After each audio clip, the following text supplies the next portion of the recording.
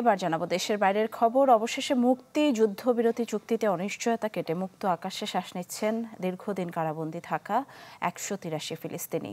বিনিময়ে ৩ ইসরায়েলি জিম্মিকে মুক্তি দেয় হামাস। গেল ১৯ ফেব্রুয়ারি যুদ্ধবিরতি চুক্তি কার্যকর হওয়ার পর এটি চতুর্থ দফার জিম্মি বদল।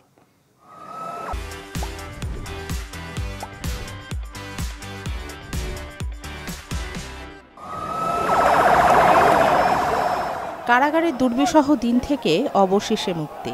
যারা ওফার কারাগার থেকে মুক্ত হলেন তাদের অনেকেরই ছিল যাবজ্জীবন কিংবা দীর্ঘমেয়াদের সাজা।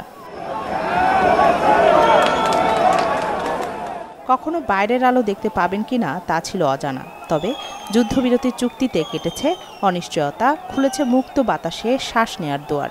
দীর্ঘ সময় পর প্রিয় মানুষকে কাছে পেয়ে তাই উচ্ছ্বাসের কমতি নেই স্বজনদের। শনিবার চতুর্থ দফায় ১৮৩ ফিলিস্তিনির মধ্যে প্রথমে ৩২ জনকে মুক্ত করে ইসরায়েল। পরে বাকি বন্দীদের ছেড়ে দেওয়া হয় ওফার কারাগার থেকে। তবে হামাস ইসরায়েলের যুদ্ধবিরতি চুক্তির আওতায় কয়েকশো ফিলিস্তিনি বন্দীকে মুক্তি দেওয়া হলেও তাদের খবর ঠিকভাবে উঠে আসছে না পশ্চিমা গণমাধ্যমগুলোতে। উল্টো ইসরায়েলি জিম্মিদের নিয়ে নানা খবর ফলাও করে প্রচার করছে পশ্চিমারা। আগের ৩ দফায় তালিকায় থাকা জিম্মিদের একসাথে ছাড়া হলেও এবার দেখা গেছে ভিন্ন চিত্র।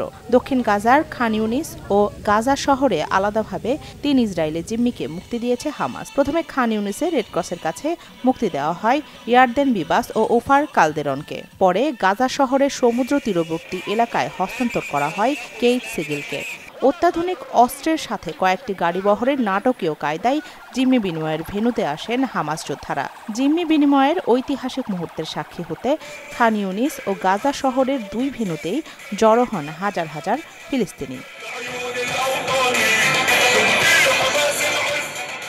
এদিকে দ্বিতীয় ধাপে যুদ্ধবিরতির জন্য মঙ্গলবার হামাস, ইসরায়েল ও মধ্যস্থতাকারী দেশের প্রতিনিধিদের বৈঠক হওয়ার কথা রয়েছে, যাতে পরবর্তী যুদ্ধবিরতির সময় বাকি জিম্মি ও বন্দীদের মুক্তির প্রক্রিয়া ও গাজা থেকে ইসরায়েলি সেনা প্রত্যাহার নিয়ে হবে আলোচনা। রাখি জেসমিন, চ্যানেল 24।